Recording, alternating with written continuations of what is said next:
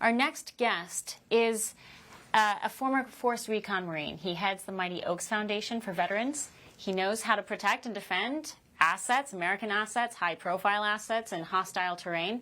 Unlike, clearly, Secret Service Director Cheadle, Chad has spent years on the ground in the line of fire and protecting those in the line of fire. Chad Robichaux, thank you for your service again, and thank you for joining us. Thanks for having me on, Chanel.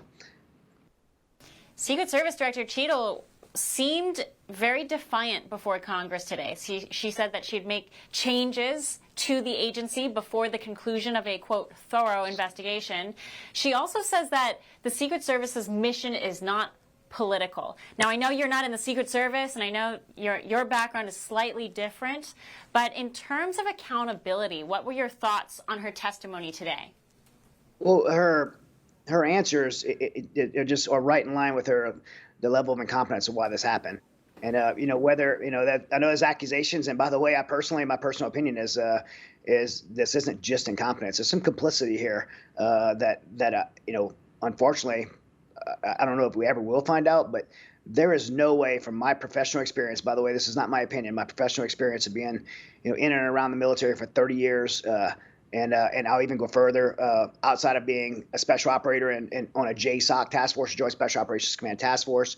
I, for 1 year, served and supported the U.S. State Department in a surveillance detection program as a senior surveillance detection program officer. And part of my job there was to do security vulnerability assessments for embassies, ambassadors, and RSOs in hostile territory. And so I do have experience specifically in this type of area of doing security vulnerability assessments, which is what the advanced team would have done for President Trump's detail. And so just seeing what I'm seeing, I could say that it was incompetence, but this doesn't happen without some level of complicity within our United States government. And that's, no one wants to say it. Some people are, but not a lot of people want to say it, but it is the truth. And I think everyone inherently knows that at some level there's some kind of complicity. And the way she's answered these questions today in this hearing speaks to why this happened. And by the way, there is no real answer she's given. No real answers, but I've asked a lot of security experts, special ops guys, this question, and Secret Service agents. I've asked all of them this question. I want your particular intake, because I know that, again, you have very similar experience protecting people in dangerous territory. And this wasn't particularly dangerous. It was almost like they made it dangerous. And my question to you is, what were some of the things that you first noticed when you saw all of this unravel on TV and in the fallout of the next couple days as we started analyzing the details and what went wrong? What were some of the questions that you, Chad, had as you watched this? Well, immediately when the shot rang out and you seen this happen and President Trump, get on the ground, immediately I'm like, where'd the shot come from? And within minutes, the whole world was able to see that he's standing on a podium in an open field, and around this open field is an elevated roof.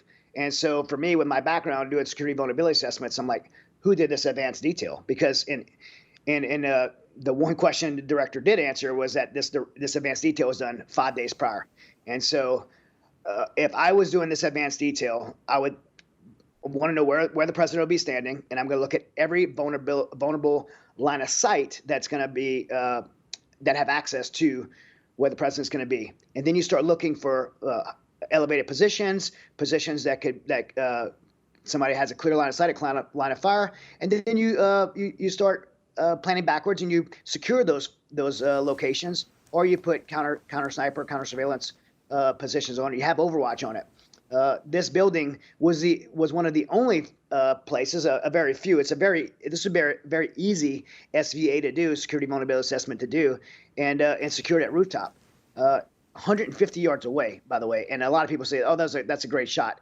A 5-year-old with a rifle can make a 150-yard shot. It's not a very difficult shot to make. So that building right away was like, there's no way, in my professional opinion, that someone just so happened to get on that roof. For all our viewers asking where One America News is heading in the future, we would like to introduce you to OAN Live. OAN Live is the best way to stay up to date on all of the hard-hitting, straight-shooting, national and international headlines. And And the best part is, OAN Live is only $4.99 per month. All the credible, honest, unbiased reporting One America News offers at a fraction of the cost of cable. Just go to OANN.com to easily sign up for OAN Live and stay informed.